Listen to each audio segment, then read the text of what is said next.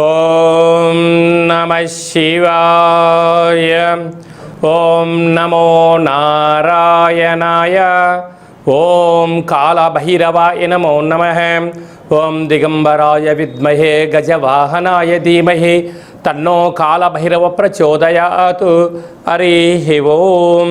మా ఛానల్కి స్వాగతం. చూస్తున్న వీక్షకులకు ప్రేక్షకులకు ప్రియ కాళభైరవ భగవద్బంధుకి స్వాగతం పలుకుతూ మమ్మల్ని ఎంతగానో ఆదరిస్తూ ఉండబడినటువంటి ప్రియ సోదర సోదరీమణులకు, జ్యోతిష్య అభిమానులకు, సనాతన ధర్మ సంరక్షకు అందరికీ కూడా ఆదివారం అమావాస్య సందర్భంగా, మిగులు సోమవతి అమావాస్య సందర్భంగా ఎలాంటి విధి విధానం పాటించాలి, అఖండమైనటువంటి అష్ట కష్టాలకు స్వస్తి పలుకుతూ 8 సంవత్సరాల తర్వాత అధిక జ్యేష్ఠమాస అమావాస్య సందర్భంగా ఎలాంటి విధి విధానం పాటించడం వలన రాజయోగం కలిగి నరదృష్టిని, శత్రు ప్రభావాలను ఎలా తొలగించుకోవాలో సవివరంగా సంపూర్ణంగా తెలుసుకుందాం.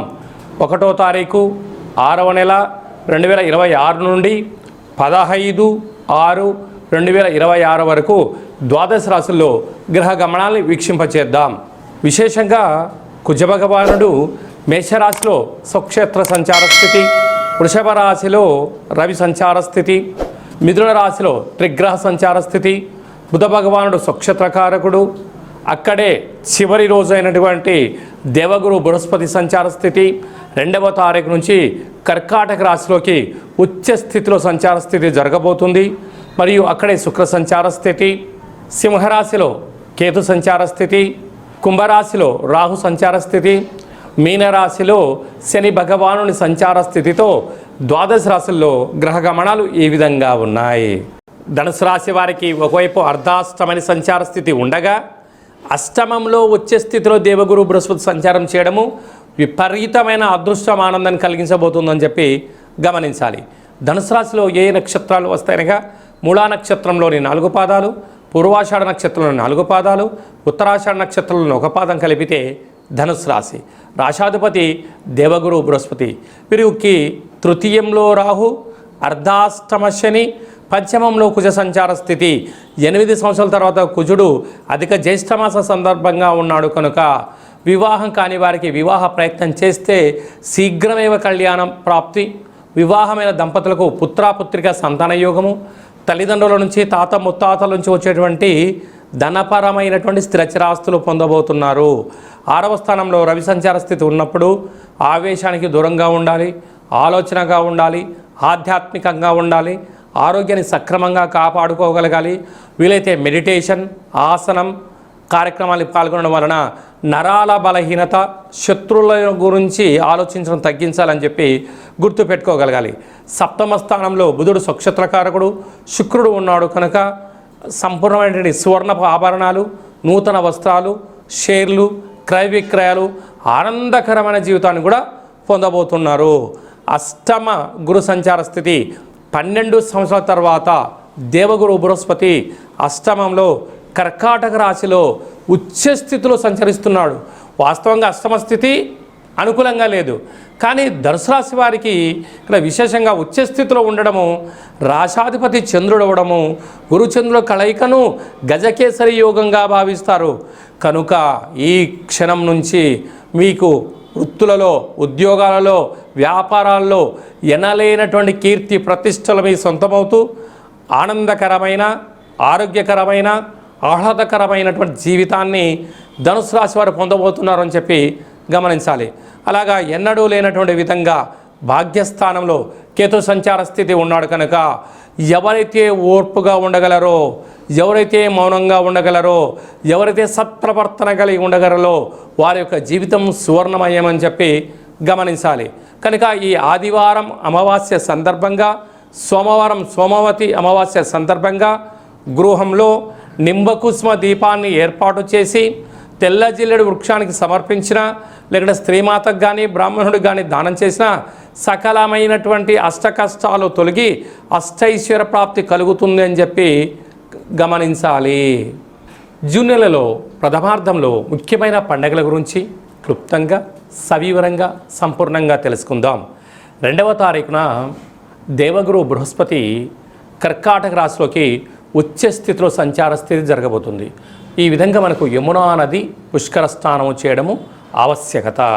గతించిన తాత ముత్తాతలకు, గతించిన వారందరికీ కూడా అక్కడ పిండ ప్రధాన కార్యక్రమాలు చేయడం వలన మన వంశము ఆచంద్రార్కం వరకు అభివృద్ధి చెందుతుంది.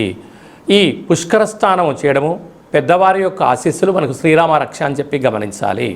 మనము యమునా నది తీరంలో ద్వారకా క్షేత్రంలో ఈ యొక్క పుష్కర మహోత్సవ సందర్భంగా మనం ఈ కార్యక్రమాలు ఏర్పాటు చేస్తున్నాం.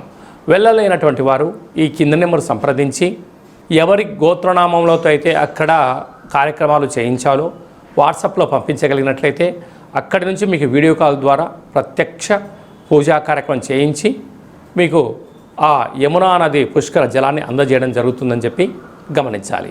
అలాగనే మనకు విశేషంగా 8వ తారీఖున కాళాష్టమి, 8 సంవత్సరాల తర్వాత అధిక జ్యేష్ఠ మాసంలో బహుళపక్షంలో అష్టమిని కాళాష్టమి అంటారు. కనుక కాళాన్ని జయింపజేసే శక్తి కాలభైరవుడికి ఉంటుంది. కాలభైరవుడి యొక్క స్మరణ ధ్యానము ఉత్తమమైనటువంటి జీవితానికి స్వాగతం పలకవచ్చు అని చెప్పి గమనించాలి. 13వ తారీఖున శని త్రయోదశి. ఆ శని భగవాన్ యొక్క స్మరణ ధ్యానము దీపము అభిషేకం వలన శని దోషాలు తొలగిపోతాయని చెప్పి గమనించాలి. 14వ తారీఖున విశేషంగా ఎన్నడూ లేనటువంటి విధంగా 8 సంవత్సరాల తర్వాత అధిక జ్యేష్ఠమాస బహుళపక్ష అమావాస్య ఆదివారం.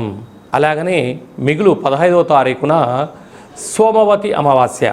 అమావాస్య అనగానే మనకు ఇంటి ముందర గుమ్మడికాయని తీసి పలగొట్టుకోవడం, కులిపోయిన గుమ్మడికాయని తీసి బయట వేసేసుకోవడం, గుమ్మడికాయ కట్టుకోవడము, సకలమైన నరదృష్టి, వాస్తు దృష్టి దోషాలు తొలగించుకొని యంత్ర మంత్ర తంత్ర సాధన చేయడం వలన అఖండ అష్టైశ్వర్యాలు కలుగుతాయి.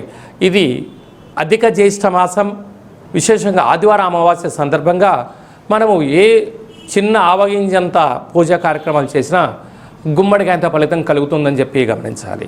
కనుక ఈ కింది నెంబర్ని సంప్రదించినట్లయితే ఎవరెవరు ఎలాంటి పూజా కార్యక్రమాలు చేసుకోవాలి, గ్రహదోషాన్ని, నరదృష్టిని, భూత ప్రేత పిశాచ బ్రహ్మణ యక్షర యమదూత సకల గ్రహదోషాన్ని తొలగించుకోవాలి, తంత్ర ప్రయోగాల నుంచి తాంత్రిక ప్రయోగాల నుంచి ఎలా బయటపడాలో ఆధ్యాత్మిక సలహాలు సూచనలు ఇవ్వడం జరుగుతుందని చెప్పి గమనించాలి. అలాగే మీ వ్యక్తిగత జాతకం తెలుసుకోవాలనుకుంటున్నారా? మీ యొక్క పేరు, పుట్టినటువంటి తేదీ, నెల, సంవత్సరం, పుట్టిన సమయం రాసి వాట్సాప్లో పంపించగలరు. 100 సంవత్సరాల జాతకాన్ని రాసి పంపించి మీరు పుట్టినప్పుడు గ్రహ గమనాలు ఎలా ఉన్నాయి, ప్రస్తుత కాలం ఎలా ఉంటున్నాయి, భవిష్యత్తులో ఎలా ఉండబోతున్నాయో సవివరంగా సంపూర్ణంగా తెలియజేయడం జరుగుతుందని చెప్పి గమనించాలి. డేటా బర్త్లు లేనటువంటి వారికి పేరు యొక్క మొదటి అక్షరాన్ని అనుసరిస్తూ రాసే స్థితిగతులు తెలియచేస్తూ రమణ శాస్త్రం ద్వారా అనగా గవళ ద్వారా భూత భవిష్యత్ వర్తమానాన్ని తెలియజేయడం జరుగుతుంది. ఈ కింది నెంబర్ని అపాయింట్మెంట్ తీసుకొని సంప్రదించగలరు. జాతకాన్ని తెలుసుకుందాం, జీవితంలో రాబోయే అదృష్టాన్ని తెలుసుకుందాం, దురదృష్టాన్ని దూరం చేసుకునే మానవ ప్రయత్నం చేద్దామని చెప్పి గమనించాలి. అందరికీ ఆదివారం అమావాస్య, సోమవతి అమావాస్య ఆశీస్సులు, పుష్కర భగవాన్ యొక్క ఆశీర్వాదాలను కోరుకుంటూ మనసారా ఆశీర్వచనం. శతమానం భవతి శతాయు పురుష సతేంద్రియ ఆయుష్యేవేంద్రియే ప్రతిష్టతి.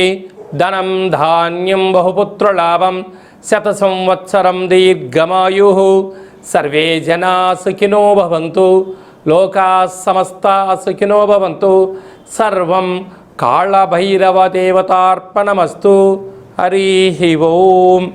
ఈ వీడియో మీకు నచ్చినట్టయితే లైక్ చేయండి, షేర్ చేయండి, మా ఛానల్ని సబ్స్క్రైబ్ చేసుకోండి. అందరికన్నా ఆధ్యాత్మికమైన వీడియోలు మీరు ముందుగా చూడాలి అన్నట్టయితే ఆల్ అనే బటన్ని ప్రెస్ చేసి గంట సింబల్ ప్రెస్ చేసి ఆధ్యాత్మిక భక్తి సమాచారాన్ని భగవద్బంధులకు మిత్రులకు చేరవేసి హిందూ ధర్మాన్ని కాపాడండి.